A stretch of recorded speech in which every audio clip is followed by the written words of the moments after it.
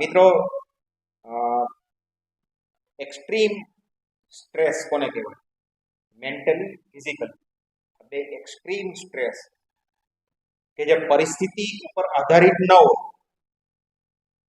એ આપણે સામેથી ઓલરેડી પરિસ્થિતિમાં સામે ચાલીને ગયા હોય તો એક કુંફુની ટ્રેનિંગ, ફિઝિકલ ટ્રેનિંગ, આપણે જે આર્મીની અંદર પેરા કમાન્ડો આપણે જોઈ છે એની અંદર ઘણી બધી આપણે ડિસ્કવરી ચેનલ ઉપર જોઈ લીધા છે. તો એની જે એક્સ્ટ્રીમ સ્ટ્રેસ લેવલ, આપણે મિતભાઈ શેખડા છે, એણે કુંફુની આ પ્રકારની ટ્રેનિંગ લીધેલી છે. એક્સ્ટ્રીમ લેવલ સ્ટ્રેસ શું હોય છે, એને કઈ રીતે ફેસ કરી શકાય, એ વખતે મનની સ્થિતિ, મનની મજબૂતાઈ કઈ રીતે રખાય, એ આપણે એની પાસેથી જાણશું. મિતભાઈ, આપનો સંપૂર્ણ પહેલા તો પરિચય આપો ને આજે, અને પછી આખી વાત કરો. સૌ પ્રથમ તો મારું નામ શેખડા મિત છે. હું બાઉદીન આર્ટ્સ કોલેજનો વિદ્યાર્થી છું અને હમણાં મેં બાઉદીન આર્ટ્સ કોલેજમાંથી એપ્રિલ મહિનામાં ગ્રેજ્યુએશન કમ્પ્લીટ કરેલ છે અને ડિસેમ્બર 2023થી મેં કુંફુની ટ્રેનિંગ તુર્કી દેશમાંથી મારો ફ્રેન્ડ છે સાચકા કરી પાસેથી મેં ટ્રેનિંગ લીધેલ છે. કુંફુ, માર્શલ આર્ટ્સ અને કરાટે એવું બાળપણથી જ શોખ. જ્યારે સ્ટાન્ડર્ડ 10 કમ્પ્લીટ કર્યું આલ્ફા ઇન્ટરનેશનલ સ્કૂલ ખાતેથી, ત્યારે વેકેશનમાં ફ્રી હોવાને લીધે ત્યારથી જ મેં માર્શલ આર્ટની ટ્રેનિંગ ચાલુ કરી. ત્યારે ધોરણ 10ના વેકેશન માર્ચ, એપ્રિલ અને મે આ મહિના દરમિયાન હું મારી સાયકલ ખભે રાખી 3 કિલોમીટર સુધી અહીં એગ્રીકલ્ચર પેલા ગેટમાં રનિંગ કરતો. એના હિસાબે મારું એક જ મહિનામાં બોડી આખું ચેન્જ થઈ ગયું. એક જ મહિનામાં ફિઝિકલી અને મેન્ટલી બંને ફિટ થઈ ગયું. પછી 11-12 મેં પ્રેમાનંદ વિદ્યા મંદિર ખાતે પૂર્ણ કરેલ છે કોમર્સ ડિપાર્ટમેન્ટમાં, અને ત્યારબાદ આર્ટ્સ કમ્પ્લીટ કરેલ છે. સાથે સાથે હું જીપીએસસી અને યુપીએસસીનો પણ એક્સપિરિયન્સ છે. અને ડિસેમ્બર મહિને મેં કુંફુની ટ્રેનિંગ પાસ કરી અને હાલમાં હું as a 1 para SS special forces commando એના સમકક્ષ છું. અને મારા 21 વર્ષ પૂર્ણ ન હોવાને લીધે હું પેરા એસએફ નો એઝ એ કમાન્ડો છું.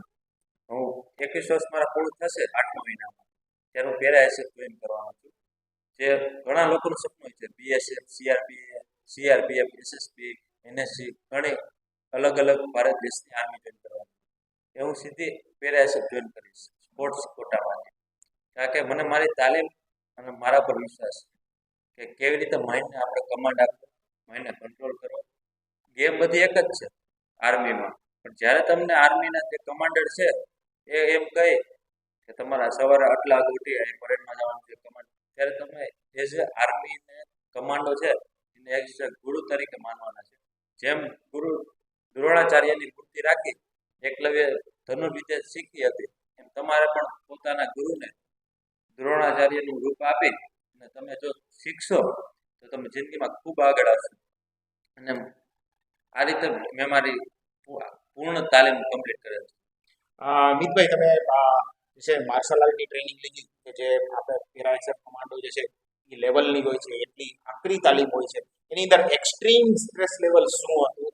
એક્સ્ટ્રીમ સ્ટ્રેસ એટલે તમે એકદમ તૂટી જવાના આધારે એવું લેવલ કયું, એવી કઈ પરિસ્થિતિ હતી, કઈ કઈ તમને ફિઝિકલ સ્ટ્રેસ આવતો હતો, અને એને તમે જે છે દૂર કઈ રીતે કર્યું કે જે તે વખતે તમે તૂટી જવાના, મનથી તૂટી જવાના અરે તમે આવી ગયા હો, એને તમે કઈ રીતે દૂર કરી, એમાંથી બહાર કઈ રીતે આવી, મને પૂરી કરી ટ્રેનિંગ એ વખતે તમારી મનની સ્થિતિ શું હતી, શું વિચાર્યું? જી સર, હું તમને આના ઉપર એક મારી સાથે ટ્રેનિંગ દરમિયાન બનાવ કહીશ કે 11 માર્ચ 2023ના રોજ મને આગલા દિવસે રાતે કહેવામાં આવ્યું કે તમારે કાલે ડોગ બાઇટ કરાવવાનું છે.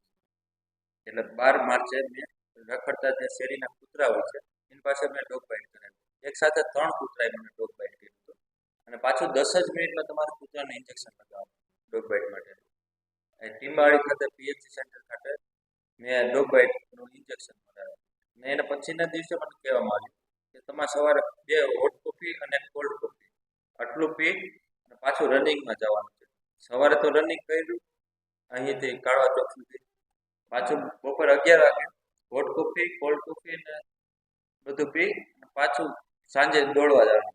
આ એક દિવસમાં એ ગીવઅપ કરી લેવાની વાત થઈ હતી.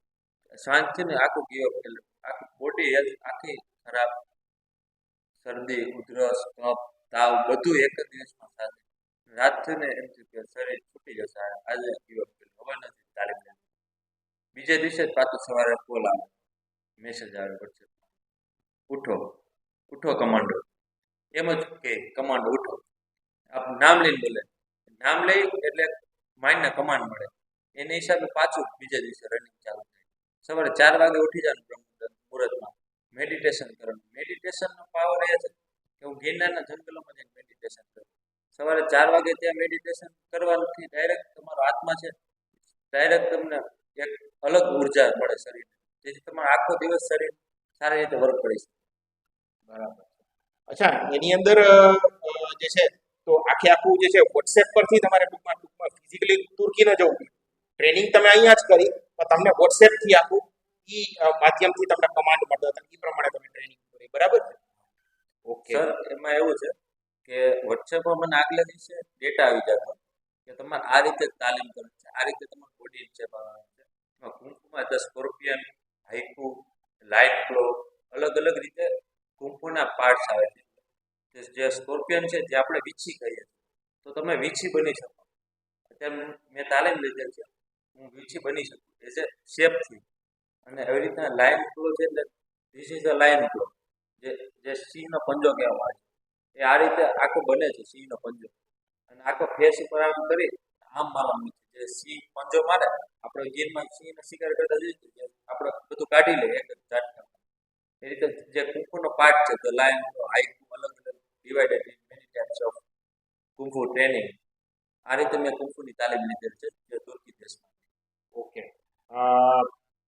હું આશા રાખું મિતભાઈ કે તમે પેરા એસએફની અંદર તમે જોઈન થાવ એક કમાન્ડો બનો દેશને તમારી જે છે તમે યુપીએસસી જીપીએસસી એસ્પિરન્ટ છો દેશને યુપીએસસી જીપીએસસી ઓફિસરો ખૂબ પડી રહેશે પેરા એસએફ મળવા બહુ અઘરા છે તો તમને હું જે છે મારી એક શુભેચ્છા કે તમે તમારી દિશામાં તમારા સપના છે એ તમે પૂરા કરી શકો ને તમે દેશને પણ કામ લાગી શકો. Thank you.